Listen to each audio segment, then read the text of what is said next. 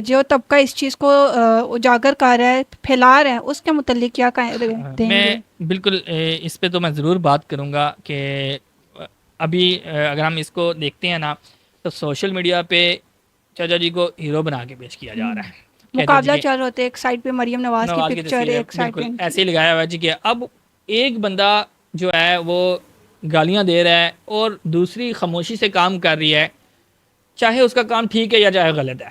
ठीक है, अगर वो काम कर भी रही है या नहीं भी कर रही, इस बात को भी छोड़ते हैं, लेकिन उसके मुंह से ऐसे अल्फाज नहीं निकले या इस तरह की बातें नहीं हुई।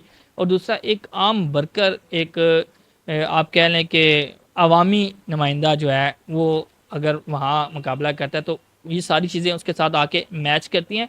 और एक अच्छा कॉन्सेप्ट नहीं जा रहा है, एक बुरा कॉन्सेप्ट जा रहा है कि हम उस बंदे को हीरो बना के पेश कर रहे हैं।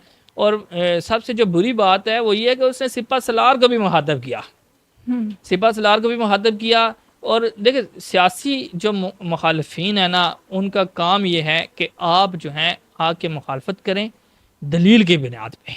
आप दलील की बुनियाद पे मुखालफत करें, तनकीद करें और उसकी इसलाह की मतलब सोच होनी चाहिए। ये नहीं होना चाहिए कि आप गालियाँ निकालेंगे, गालियाँ निकाल के अपनी जो अपने दिल के अंदर जो भड़ास है उसको निकालने की कोशिश करेंगे, जो कि सरासर गलत है। गलत और है। सोशल मीडिया पे जो इसको सपोर्ट कर रहा है ना, मैं चाहता हूँ कि वो भी तरबियत हासिल करने के काबिल हैं, कि उनको भी तरबियत हासिल करनी चाहिए ताकि उनको पता चले कि सपोर्ट किसकी करनी है, गलत ठीक बात है, की सपोर्ट नहीं नहीं करनी करनी। चाहिए।